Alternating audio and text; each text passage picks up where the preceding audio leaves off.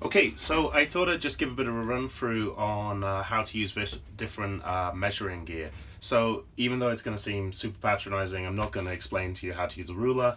It's more actually about stuff like using digital calipers, which of course most people are very familiar with, that you can measure here.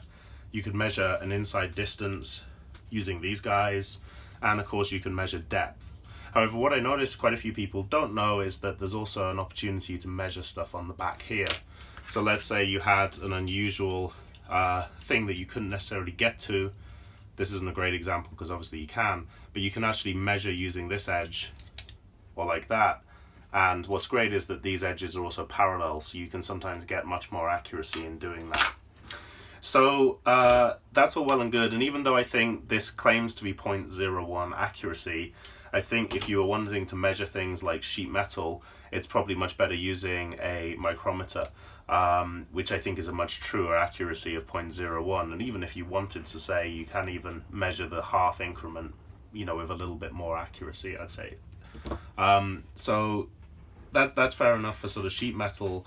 And I very rarely use it, but occasionally it's been really helpful. The other thing is that for roughly the same price, and we're talking about sort of 12 to 15 pounds, maybe no more than $20. For this is about the same price as well, which is a digital angle guide.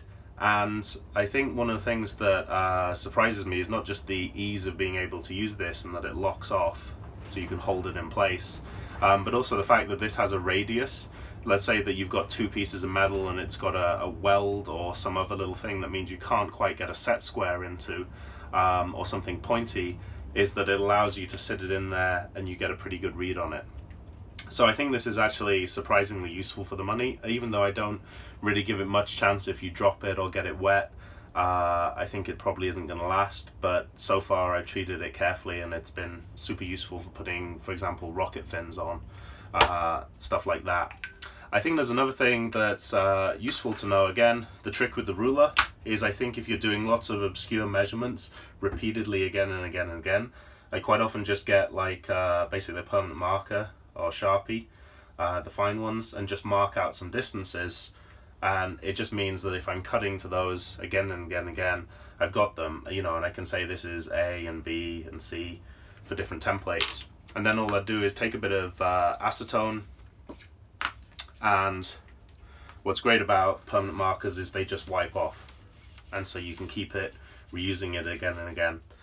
And so I think that's just a sort of little tip that I picked up along the way, and it's been super useful for just speeding up model making. Hope that's useful.